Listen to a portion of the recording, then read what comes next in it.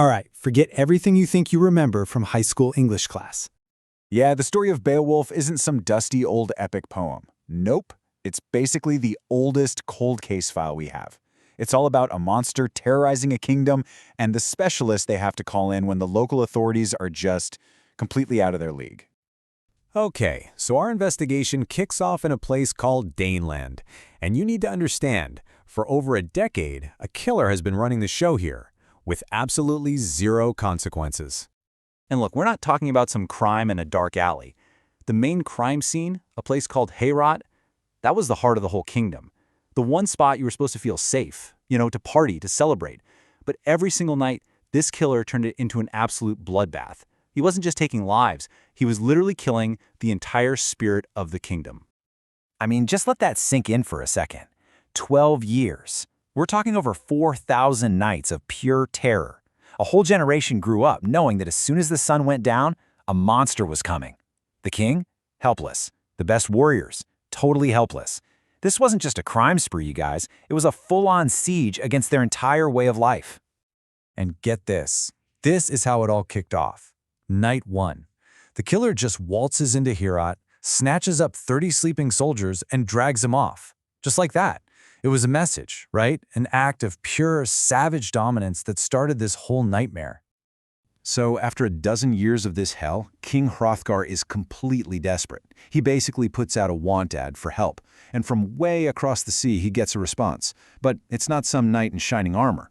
It's a specialist. A freelancer with a rep for taking on jobs no one else can handle. All right, let's pull the case file on our perp. Name's Grendel. His M.O.? Pure brute force. We're talking no weapons, just his bare hands. And the motive? Well, he's this total outcast living in a swamp who literally hates the sound of people having a good time. So he decides to just end it.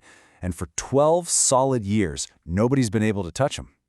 And this is the specialist they called in. Beowulf. He gets wind of the case back home and decides, yep, I'll take that job. He rolls up with a hand-picked crew of 14 of his absolute best guys. Now, his specialty isn't swords or anything like that. It's just raw, insane strength. He hears Grendel doesn't use weapons, so he's like, okay, me neither. He's here to fight fire with fire or, force with even more force. So the plan? It's pretty simple, actually. Beowulf and his crew are just gonna pretend to crash for the night in the hall. They're making themselves the bait. They're just laying there, waiting for Grendel to show up. This is it, you guys. The first real challenge this killer has had in 12 long years.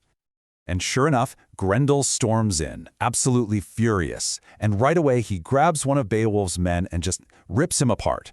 But then he makes his big mistake. He reaches for Beowulf, and he gets the shock of his life. Beowulf grabs him back with a grip so strong the monster has never felt anything like it. This isn't really a fight. It's just a raw contest of strength.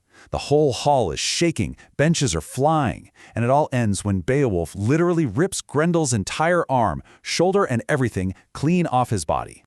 So Grendel, just screaming in agony, staggers back to his swamp to bleed out, leaving behind the ultimate piece of evidence, his entire arm. And Beowulf? He hangs it from the rafters like a trophy. The nightmare's over. The whole kingdom is celebrating. Case closed. Or is it? Yeah, not so fast. Because the very next night, right in the middle of the victory party, something else breaks into the hall. And this thing, it ignores all the other warriors, goes straight for the king's best friend, kills him, and then vanishes, taking Grendel's arm with it. Uh-oh, this case just got way, way more complicated. Well, it turns out our first killer wasn't a lone wolf. He had family. And now, Grendel's mother is on the scene. And her motive is as simple and as terrifying as it gets: revenge. So Beowulf knows, okay, I've got to finish this. He tracks this new killer down to her lair, which is at the bottom of this creepy, monster-filled lake. He dives in, and believe me, this fight is even worse than the first one. She is strong, she is furious, and this is her home turf. Beowulf's sword? Completely useless against her. It looks like it's over for him, but then he spots it. A massive, ancient sword just lying in her den, a weapon made by giants. He grabs it, and with one swing, he ends the fight for good. And just to make sure, that everyone gets the message, Beowulf finds Grendel's corpse down there, cuts off his head, and brings it back to the king as proof. Now, the case is closed. for real this time. The monsters are gone, and Heorot is finally safe. But here's the thing. The story doesn't just end there. Because for a guy like Beowulf, a specialist whose whole life is built on violence, there's always one last case.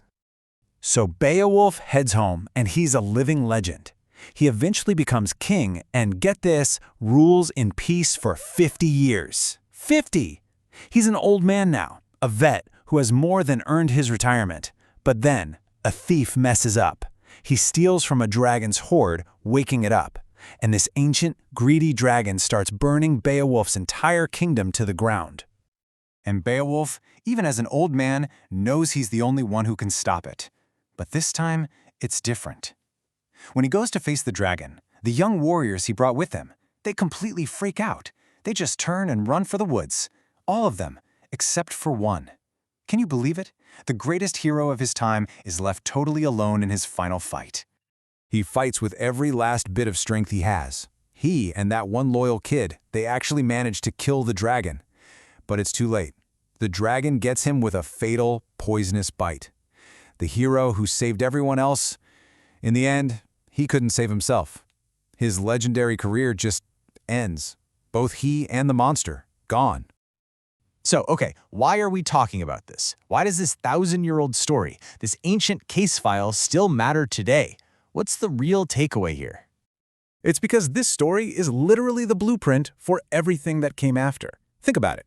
The lone hero against impossible odds, the terrifying monster that represents all our fears, the idea that some evil is just too big and you need a specialist to handle it. I'm talking John Wick, the Avengers, the Xenomorph from Alien, the shark from Jaws. It all starts right here. This isn't just some old poem. It's the DNA, the source code for pretty much every action hero you've ever seen. And that leaves us with one last question to chew on. Was Beowulf really a hero? You know, a protector who used his incredible strength for good? Or was he just a man who was so defined by violence that he couldn't escape it, who lived by the sword and in the end had no choice but to die by it? I'll let you decide.